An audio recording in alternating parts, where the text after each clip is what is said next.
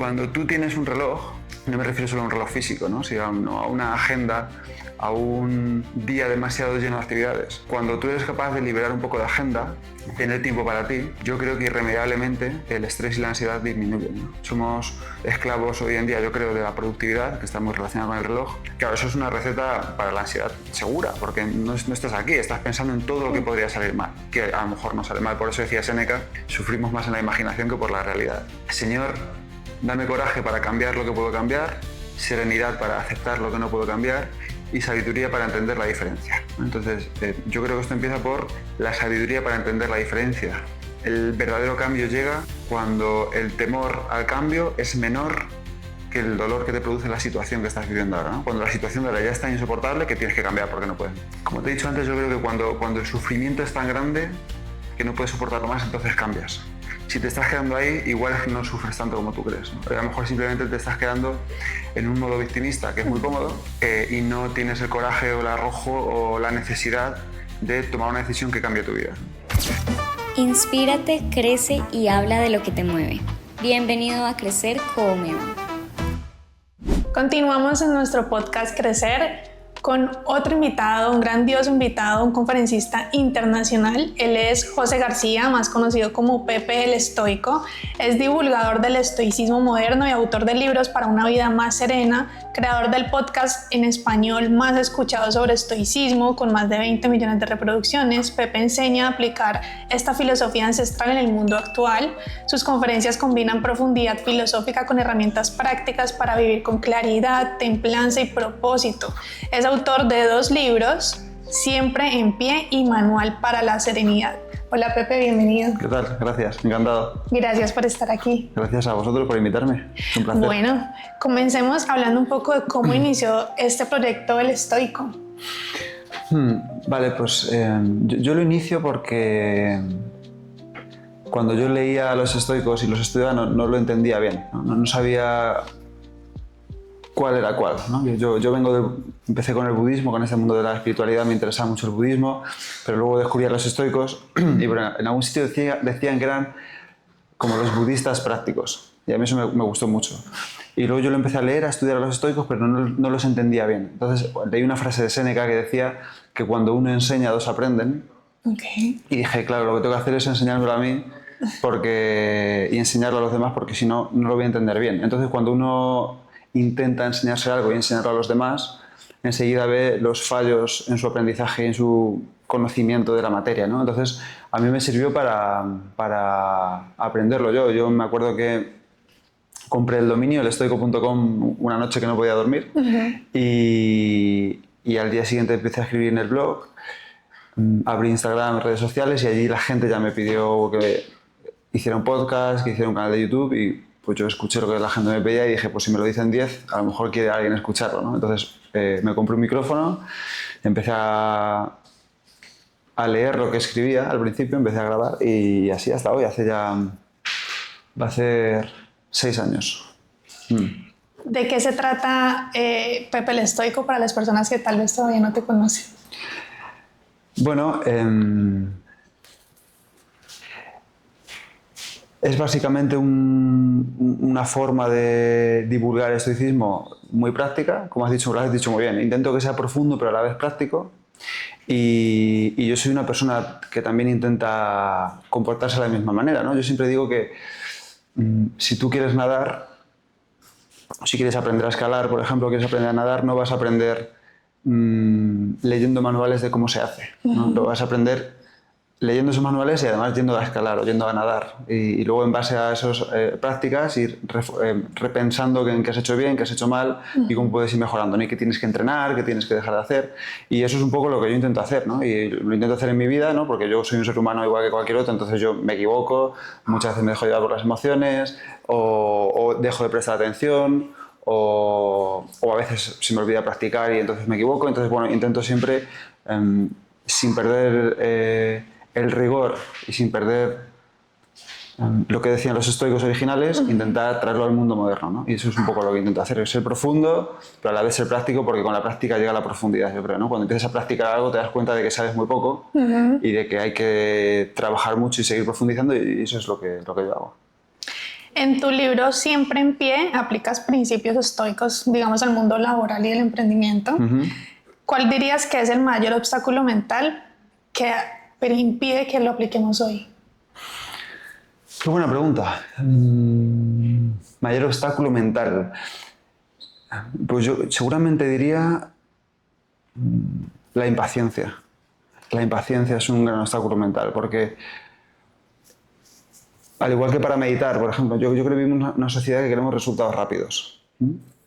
Si tú pruebas una dieta de comida y en 2 semanas no te ves diferente, es como que esto ya no funciona.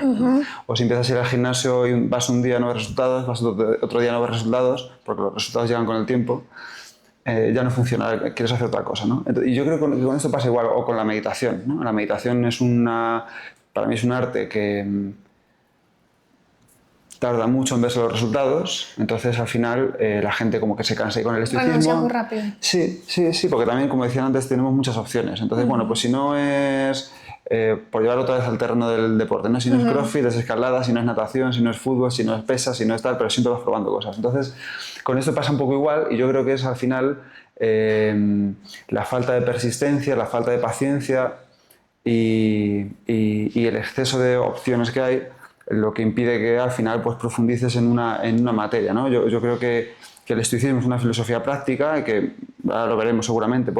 Hay ejercicios que podemos hacer tú y yo aquí ahora mismo, pero si quieres que de verdad sea algo más que meros ejercicios psicológicos y se convierta en una filosofía de vida, y una filosofía de vida incluye el aspecto profesional, el aspecto personal y el emprendimiento y lo que quieras, hay que darle tiempo, hay que darle espacio. Entonces, si no tienes esa paciencia, esa persistencia, seguramente los resultados llegarán, pero seguirán igual que han venido.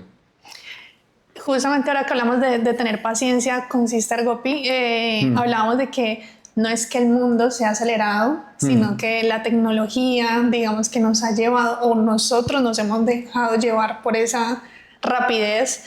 Desde tu experiencia y tu punto de vista, ¿cómo deberíamos hacer para aprender a tener más esa paciencia y aprender a parar un poco más? Pues te decía yo antes que hemos hecho un viaje en familia durante unos meses y ahí me he dado cuenta de... Te voy a hacer ya la pregunta a ti. ¿Cuál dirías tú que es el mayor esclavo, o de qué somos esclavos hoy en día, de lo que más somos esclavos, el ser humano? De los celulares, de la tecnología, incluso pues también del mismo trabajo. Yo en el viaje me he dado cuenta que del tiempo, del reloj. Wow. Porque cuando tú tienes un reloj, no me refiero solo a un reloj físico, ¿no? Sino a una agenda, a un día demasiado lleno de actividades. Y tienes que levantarte a tal hora porque a tal hora tienes que estar en tal sitio. Y cuando salgas de este sitio o en este sitio que estés, por ejemplo en el trabajo, a tal hora tienes una reunión, a tal hora tienes esto y a tal hora tienes lo otro. Luego sales del trabajo y a tal hora tienes esto, ¿no? Y por supuesto lo que te has dicho de los móviles, sin duda también. Pero cuando tú eres capaz de liberar un poco de agenda, y con liberar la agenda no me refiero a no hacer nada, me refiero a tener tiempo para ti, yo creo que irremediablemente el estrés y la ansiedad disminuyen, ¿no? Somos esclavos hoy en día, yo creo, de la productividad, que está muy relacionada con el reloj, y cuando uno se da permiso para no hacer nada, enseguida al principio surgen ese estrés o esa ansiedad de la sensación de tener que estar haciendo algo, de como que estoy perdiendo el tiempo, no tengo que leer un libro, tengo que ir al gimnasio, tengo que aprender algo. Sí, tengo como que no nos permitimos parar. Claro. Entonces, cuando tú no te permites parar un tiempo, no pasa nada, pero cuando tú llevas sin parar 4 o 5 años, incluso no puedes conectar ni en tus vacaciones o los fines de semana, ahí vienen los problemas, ¿no? Y yo creo que una clave para la ansiedad y el estrés es aprender a vivir un poco más despacio y en la medida de lo posible. Yo entiendo que en el día a día, en una sociedad moderna, es difícil quitar el reloj, ¿no? Un martes vas a decir, no, yo entro a trabajar a las 9, pero me quita el reloj y voy a entrar a las 12 hoy, ¿no? No puedes hacer eso, pero a lo mejor sí lo puedes hacer un poco los fines de semana o cuando salgas un poco del trabajo. Y luego también, por supuesto, dedicar un tiempo a la introspección y a la reflexión, que es algo que también, como decías tú antes muy bien, vivimos muy pegados a las pantallas. Quien tenga seguramente un trabajo de oficina, pues estará delante de una pantalla, no solo en el trabajo sino fuera, pues si pasa 16 horas despierto estará 15, no sé. Sí. o 14. Entonces al final irremediablemente eso te va a traer estrés y ansiedad porque no estamos hechos para eso. Y eso al final pues son constantes estímulos, constantes obligaciones, constantes... Incluso se ha instrumentalizado el ocio y el tiempo libre, ¿no? Si en tu ocio, en tu tiempo libre, dices a la gente que a ti te gusta sentarte a pensar o a descansar o no hacer nada, como parece que eres un vago, ¿no? Tienes que siempre estar aprendiendo algo, siempre leyendo algo, siempre, no sé, aprendiendo un idioma, aprendiendo un instrumento o buscando un ocio, siempre tienes que estar ocupado con algo, ¿no? Entonces, ¿cómo no vas a tener ansiedad y cómo no vas a tener estrés, ¿no? Yo creo que pasa por ahí. ¿Qué ejercicios podríamos hacer desde tu experiencia y lo que has estado compartiendo justamente para no sentirnos mal cuando podemos parar, cuando tenemos que parar? Porque a mí también me ha pasado a veces como que llega el domingo y yo tengo la necesidad de descansar y de quedarme tranquila, pero hay algo que siempre me dice como que, o sea, párate y haz algo, aprovecha el tiempo, porque es como claro. Aprovecha el tiempo, pero tu cuerpo también te está diciendo otra cosa. Entonces, ¿qué herramientas o ejercicios podríamos recomendar? Pues yo creo que uno de ellos sin duda es A mí me ayuda mucho el llevar un diario filosófico, ¿no? No un diario tampoco como el que llevamos cuando éramos más pequeños, ¿no? De hoy he quedado con mi amigo y he ido a no sé qué, sino un diario de cómo está siendo tu vida y hacia dónde estás yendo, ¿no? En el sentido de, oye, a mí me gusta decir que los estoicos se preparaban mucho por la mañana para el día y luego por la noche reflexionaban sobre el día, ¿no? Entonces un ejercicio que puedes hacer para tener un poco tu vida presente es por la mañana prepararte para el día, ¿no? Imagínate que esto para el estrés, sobre todo para la ansiedad va muy bien, ¿no? Yo tiendo a tener ansiedad porque me preocupo mucho por el futuro. Y un ejercicio que me gusta es el hecho de intentar prepararte para el día y decir, vale, ¿qué tengo hoy encima de la mesa, ¿no? Hoy tengo, bueno, pues un camino al trabajo en el que sé que voy a encontrar tráfico y a lo mejor me hace llegar tarde, hoy tengo una reunión, hoy tengo una entrevista de podcast y estoy un poco nervioso porque son invitados que no conozco, o hoy tengo reunión importante, una comida con un cliente, lo que sea, ¿no? Hoy tengo esto encima de la mesa y por la mañana piensas sobre ello, ¿no? Como han dicho antes, 10-15 minutos dedicas un tiempo a preparar el día y ahí te dices, vale, y aquí entramos ya en la práctica estoica.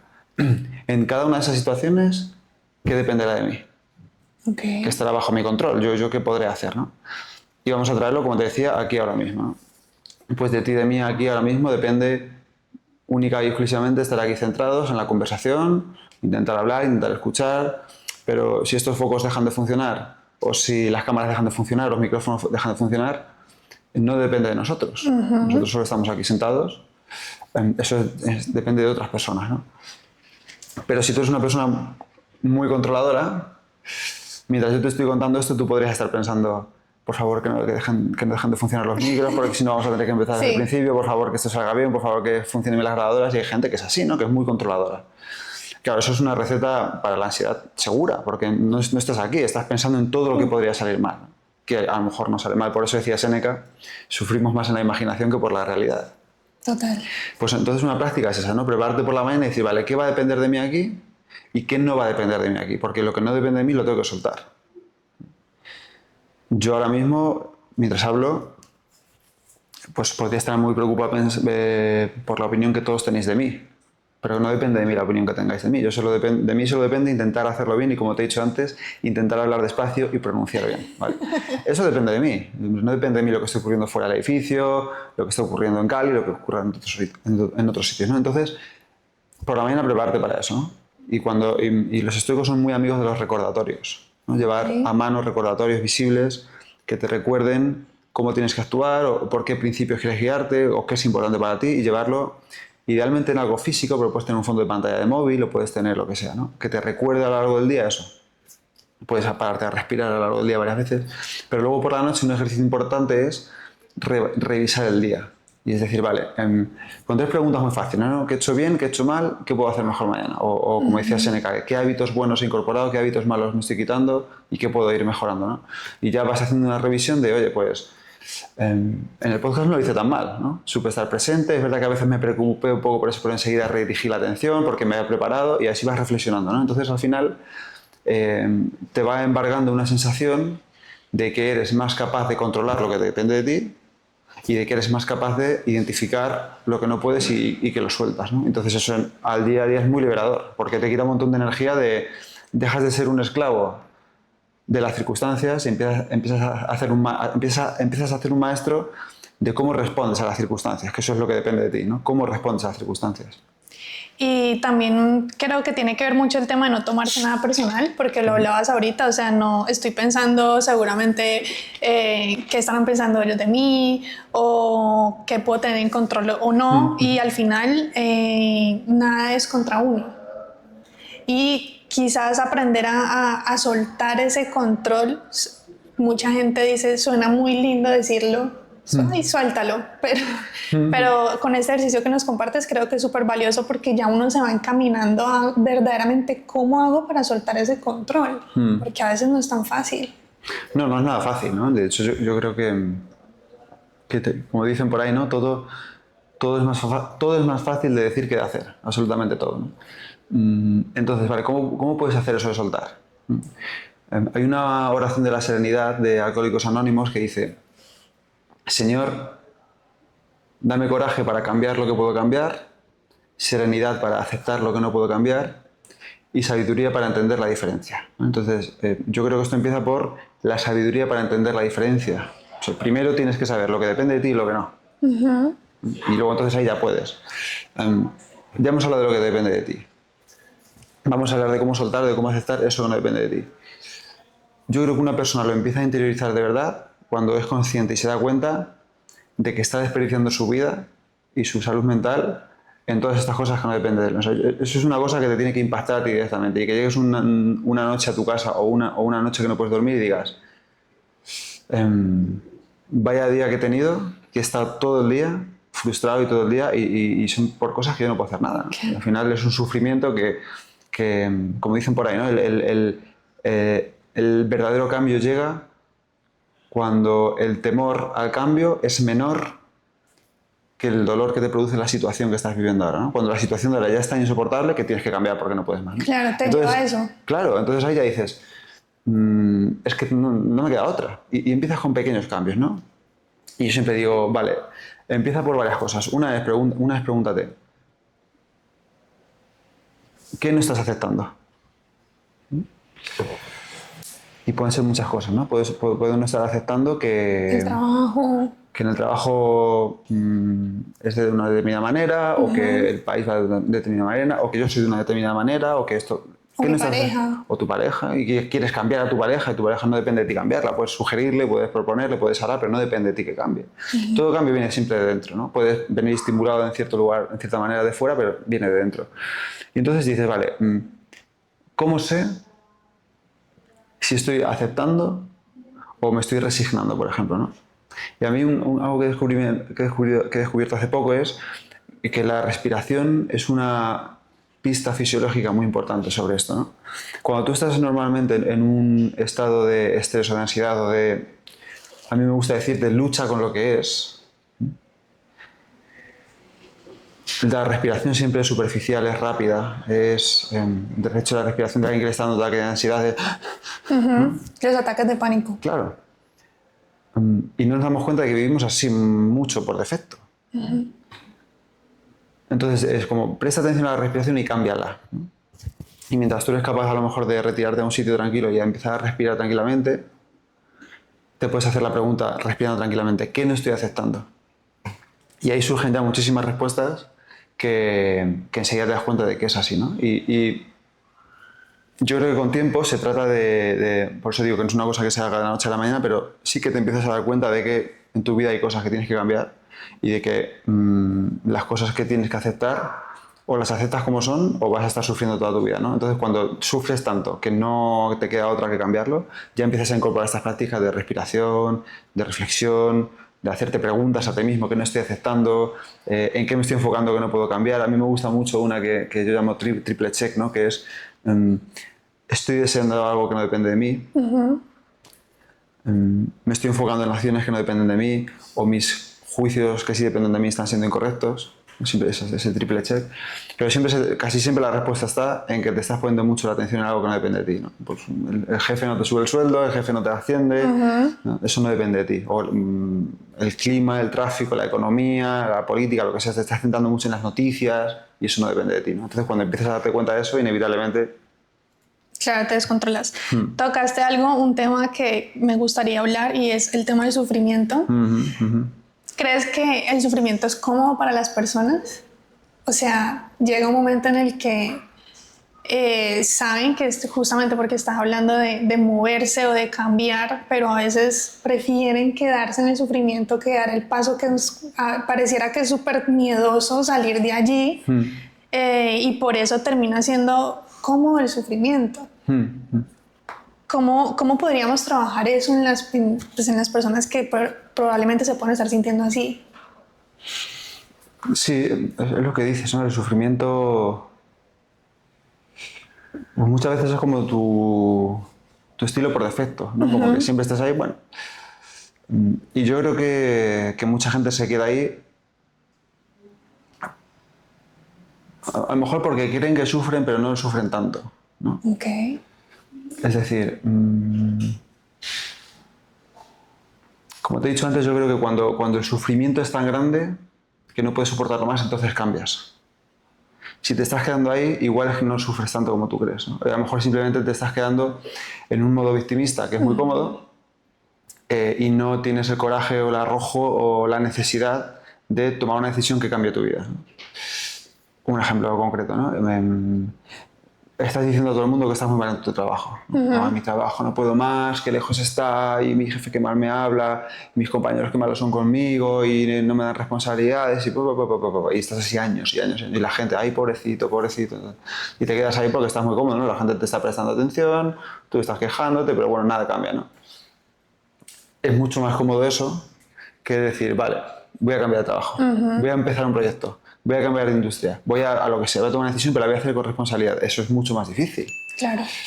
Entonces, es como vi hace poco en redes una publicación que no me acuerdo de quién era, que lo explicaba muy bien, que era, en la vida, de alguna manera u otra, siempre va a haber un poco de sufrimiento.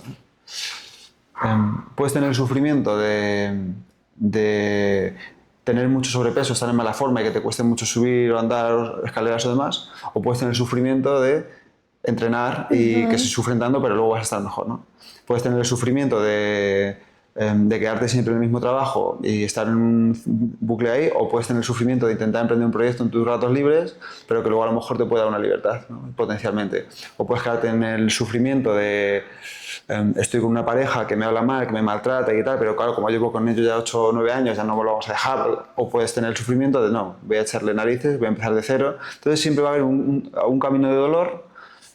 Tú eliges. Tú eliges qué dolor prefieres, ¿no? ¿Qué dolor prefieres? Entonces yo creo que si estás sufriendo, si no hay cambio fuerte, duradero, igual no estás tan mal. Igual no estás sufriendo tanto. En tu podcast has logrado conectar con muchas personas. Seguramente han llegado a ti muchas historias. Me gustaría que nos contaras qué historias te han impactado y también cómo tú los has ayudado a sobrellevar sus momentos de vida. Pues he recibido, la verdad es que por suerte, muchísimos testimonios. Hay algunos que son, vamos a llamarlo, más ligeros, en el sentido de que, bueno, pues alguien que se ha quedado sin trabajo y con pues, prácticas que hemos hecho de, vale, tú en tu empresa estás empezando a ver que hay despidos. Entonces, cuando empiezas a ver despidos, dices, uy, algún día me va a tocar a mí. Sí. Entonces tú puedes o empezar a agobiarte, puedes empezar a entrar en esa ansiedad, en el estrés de, uy, qué terrible será si me despiden, uy, qué va a pasar, uy, y vas cada día asustado al trabajo y vives un modo de lucha o huida. De alerta. O puedes tomar acción, ¿no? Una vez más. Y vale, pues una forma que trabajé con esta chica en concreto era, ¿qué es lo peor que te puede pasar? Pues en ese caso era que me despidan. Y entonces hicimos, vale, ¿cómo puedes empezar a prevenirte ya de eso? Y la respuesta fue, pues, imaginar ya que me están despidiendo y ver cómo yo respondería, cómo reaccionaría, qué sería lo primero que haría al llegar a casa, ¿no? Imaginar mentalmente, empezar a mejorar mi currículum, empezar a mejorar mis prestaciones laborales, mis capacidades, mis skills, empezar a buscar trabajo ya, ¿no? Empezamos a poner un escenario en el que eso iba a ocurrir. Al final ha ocurrido, la han despedido y, pues según me ha dicho ya, lo ha llevado muchísimo mejor y ya está tranquila, en plan de sí, que al final ha sido hasta casi una bendición que me despidan porque el ambiente ya estaba.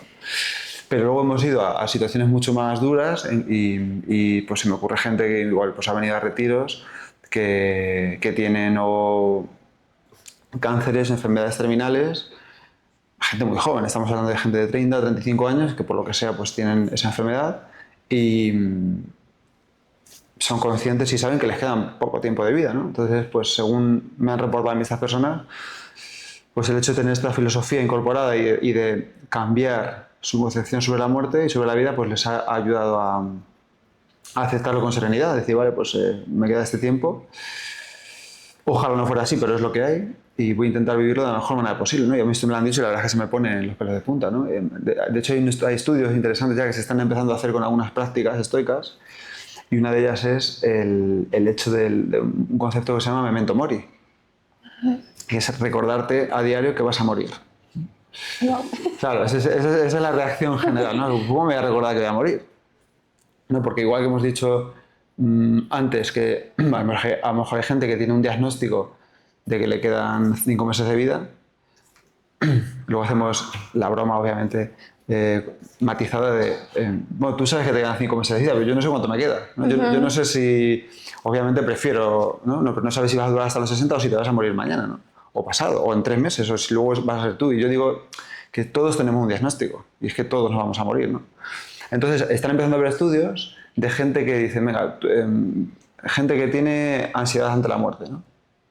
Está todo el día preocupada por si va a morir, por si sus hijos van a morir, y con ejercicios estoicos le cambia la concepción de la muerte y dejan de verlo como algo malo a verlo tampoco como algo bueno, pero simplemente como un proceso más de la vida, ¿no? Como un proceso natural, que es lo que decía Marco Aurelio, de que pues igual que cuando estás embarazado das a luz y nacen hijos, y pues esos hijos van creciendo, le van saliendo pelos, se les va cayendo, o van madurando y luego van decrepitando y van muriendo, la muerte es un paso más igual que todo eso. Entonces no es algo personal de la muerte contra ti o contra mí, es algo que pasa, lleva pasando toda la vida y seguirá pasando, ¿no?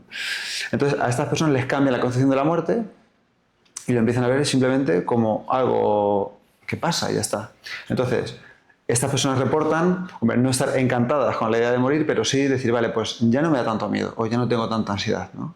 Y lo empiezo a ver más como oye, lo tengo que tener ahí a la vista para dedicarme en mi vida a lo que es importante y dedicarme a lo que quiero hacer y dejar de perder el tiempo en tonterías, pero bueno, pues algún día llegará y cuando llegue, pues ya llegará, ¿no? Y ya está. Es un poco como cambiar la percepción que tenemos sobre eso. Y en Latinoamérica, no sé si sabes, o al menos en estos países, somos muy lejanos al concepto de la muerte. O sea, para nosotros es algo, de eso no se habla. Claro. O sea, no lo llame porque viene, le ¿no? llega. Entonces, sí es bien importante como hacer cambiar esa percepción.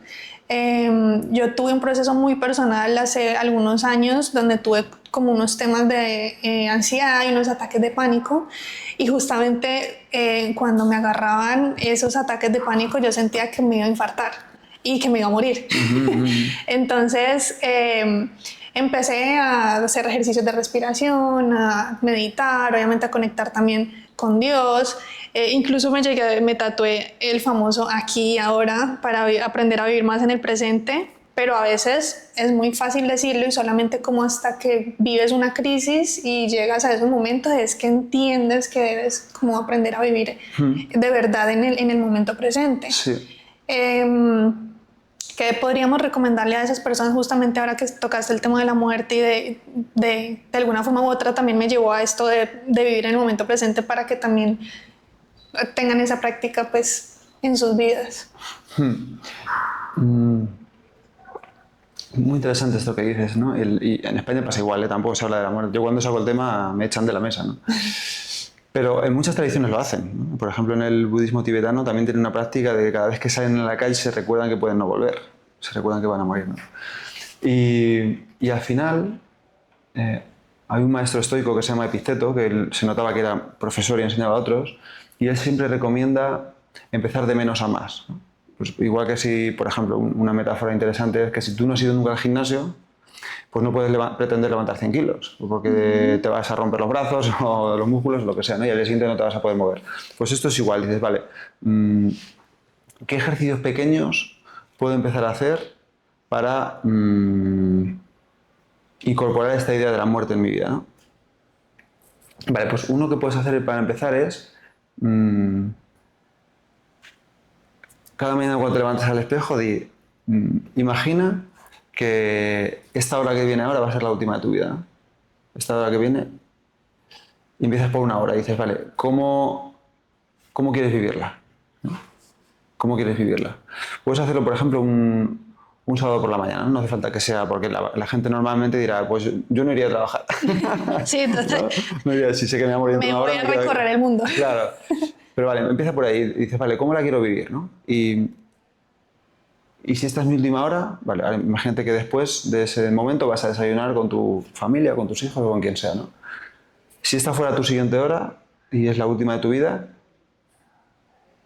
si haces este ejercicio seguramente no lo vivirás igual que si no lo haces, ¿no? Porque si no, como dices, bueno, como vamos a desayunar todos los días, pues hoy puedo estar aquí con el móvil mientras me hablan, mientras me van tal. Seguramente si fuera la última no mirarías el móvil, estarías con ellos presente, ¿vale? Pues imagínate que esa es tu última y estate con ellos presente, ¿vale? Y ya olvídate de la muerte para el resto del día, pero ese momento lo vas a vivir de forma distinta, ¿no? Luego ya cuando eso más o menos lo tengas dominado, empieza a hacerlo con un poco más de amplitud, ¿vale? Imagínate que hoy va a ser tu último día. Hoy. Si hoy fuera tu último día, ¿cómo vas a vivirlo? Y vas cambiando. Y luego ya puedes hacer meditaciones diarias sobre la muerte, ¿no? Meditaciones me refiero a... Esto ya son en ejercicios un poco más avanzados, pero visualizar tu propio funeral, visualizar tu propia muerte y decir, vale,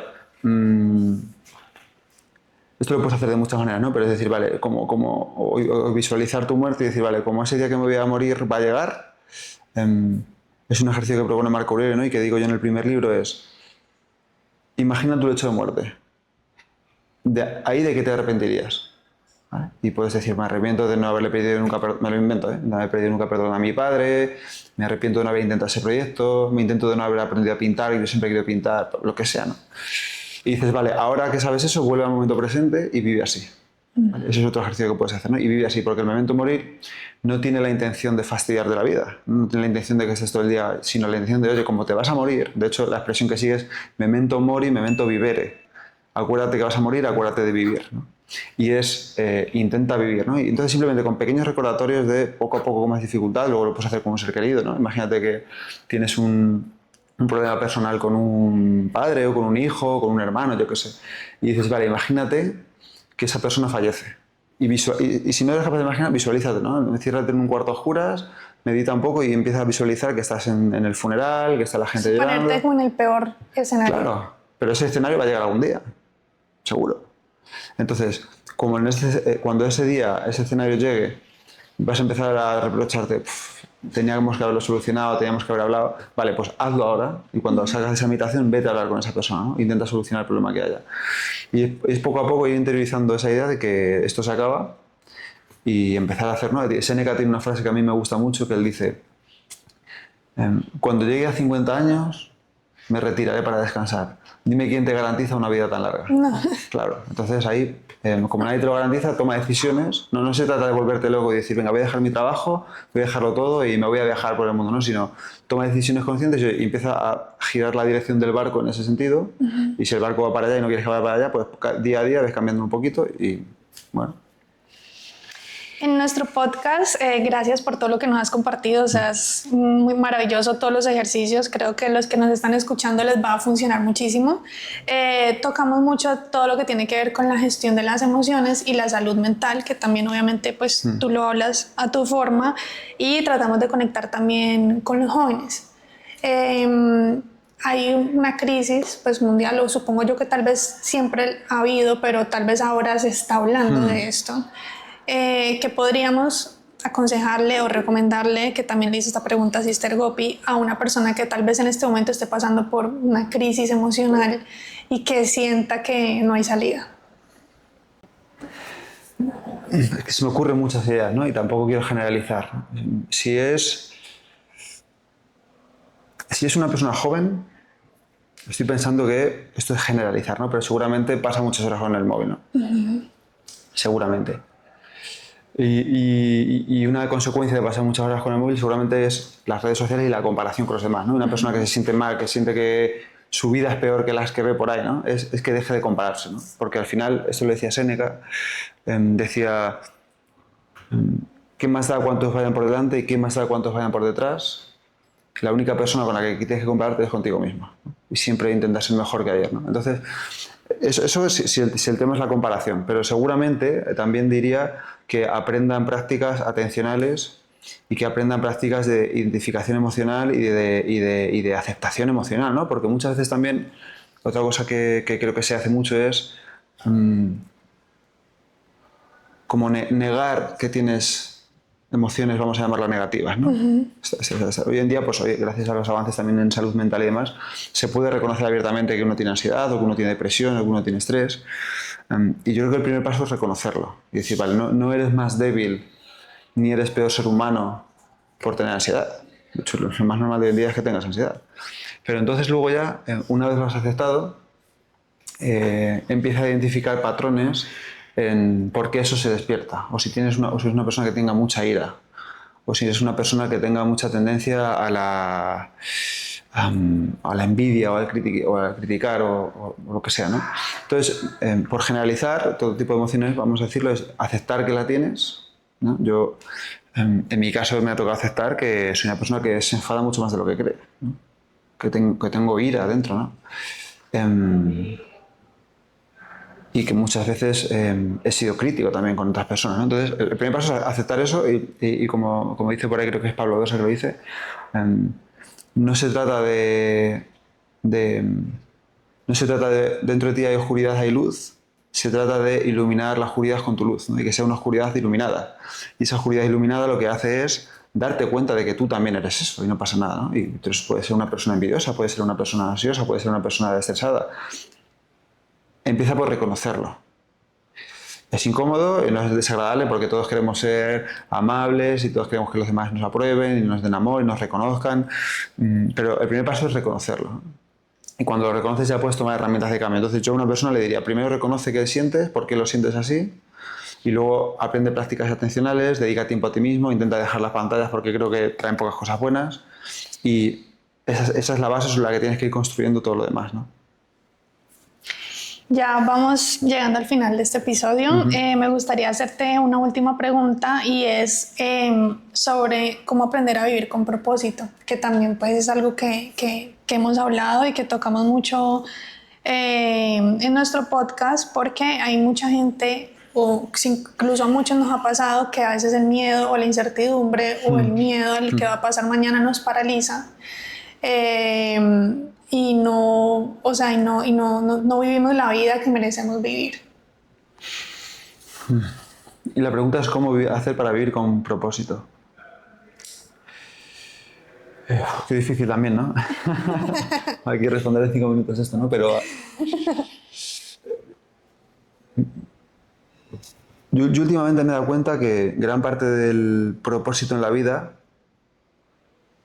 es dedicarlo a algo que sea más grande que tú mismo, ¿no? Entonces muchas veces también se habla mi amigo Francis Miralles también lo habla mucho, ¿no? Del tema del Ikigai, ¿no? Que es aquello que te gusta, que te pagan por hacer, que el mundo necesita y que se te da bien, ¿no? Eso es tu Ikigai, ese es tu propósito. Pero yo creo que es mucho más amplio, ¿no? Porque tú puedes, imagínate que te gusta, yo qué sé, diseñar, eres muy buen diseñador, alguna parte del mundo lo necesita, te pagan por ello y se te da bien, pero aún así te puedes sentir vacío, ¿no? Seguramente es porque no te estás dedicando a algo más grande que tú mismo. Y en mi caso personal, ¿no? Por eso digo que tampoco será una receta de propósito para todo el mundo, pero en mi caso personal, y esto viene muy del estoicismo, los estoicos hablan de la eudaimonía, ¿no? Que es la buena vida, el florecimiento, y yo creo que gran parte del propósito es que tus pensamientos, tus palabras y tus acciones vayan en consonancia con unos ciertos valores y dirigidos a un bien más grande que tú mismo, ¿no? Y en mi caso, como te decía, yo se lo he encontrado en mis hijos. De hecho, muchas veces lo bromeo con mi mujer y digo, es que estamos hechos para esto, ¿no? ¿Y por qué? Porque es algo mayor que tú mismo y que, como decíamos antes, pues tú eres un ejemplo para ellos. Entonces tienes que, si crees en unas cosas, las dices, las piensas, pero luego no las haces, estás viviendo fuera del propósito. Pero si las piensas, las dices y las haces, ese algo más grande que tú mismo se ve beneficiado de ello, ¿no? Y entonces ahí yo creo que no hay mayor propósito en la vida, ¿no? Y para mí va mucho más allá, pues se tiende siempre a llevar al propósito, o sea, a qué dedicarte, ¿no? En qué trabajar. Pero creo que es mucho más grande, ¿no? Y creo que es encontrar eso que los estoicos llaman virtud, florecimiento, buenas acciones, buenas palabras y dirigirlas hacia algo más grande que tú. Que puede ser también, imagínate que dice que yo no quiero tener hijos, ¿qué hago? No? Pues puede ser un propósito de ayudar a la humanidad de alguna manera, ¿no? Como Sister Gopi, que estaba aquí antes, está haciendo exactamente eso, ¿no? Está en lo que ya le ha ayudado, que es la meditación. Todo eso lo está dirigiendo a que el mundo sea un lugar un poco mejor. Yo creo que aquí lo ha conseguido, ¿no? Por eso. Entonces, es eso, ¿no? Para mí es eso. Listo. Y ya para finalizar, porque ahorita hablaste que del estoicismo te traía esa frase que nos enseñas. Desde el estoicismo, que obviamente es tu experiencia, ¿qué podríamos decirles a las personas para que puedan vivir en plenitud? ¿O cuál es esa enseñanza que tú traes de allí? Un mensaje muy poderoso que quieras compartir desde lo que tú has aprendido. Uy, perdón. Tranquilo. ¿Qué diría?